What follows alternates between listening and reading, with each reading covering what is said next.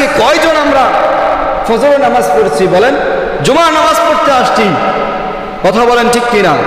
জুমার নামাজ পড়ার জন্য আসছি, কিন্তু ফজরের নামাজের কোনো খেয়াল নাই।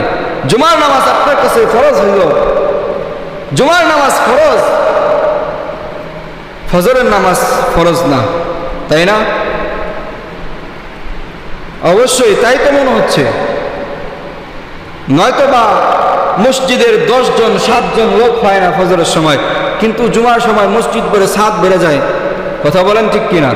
আপনারা কি আমার কথায় রাগ করতেছেন? রাগ করেন না, রাগ করেন না। এটা আমাদের ফজরের নামাজ ও ফরজ ছিল, কিন্তু আপনি আর আমি মসজিদে আসতে পারি নাই, নামাজ পড়তে পারিনি। হায় আফসোস এই উম্মতের জন্য। আল্লাহ তাআলা এত ছাড় দিলেন আমাদেরকে, তারপরেও আমরা আল্লাহ মুখী হতে পারলাম না, আল্লাহ ওয়ালা হইতে পারলাম না, কথা বলেন ঠিক কিনা? এই জন্য ফজরের নামাজ যেরকম ফরজ, জুমার নামাজও ফরজ, ফজরের নামাজটাও পড়া দরকার ছিল, কথা বলেন ঠিক কিনা? অতএব যারা ফজরের নামাজ পড়েন নাই তারা অবশ্যই পড়ে নেবেন ইনশাআল্লাহ। নিয়ত করতে পারবে তো? নিয়ত করতে পারবো তো ইনশাআল্লাহ যে ইনশাআল্লাহ ফজরের নামাজ পড়বো, কথা বলেন ঠিক কিনা?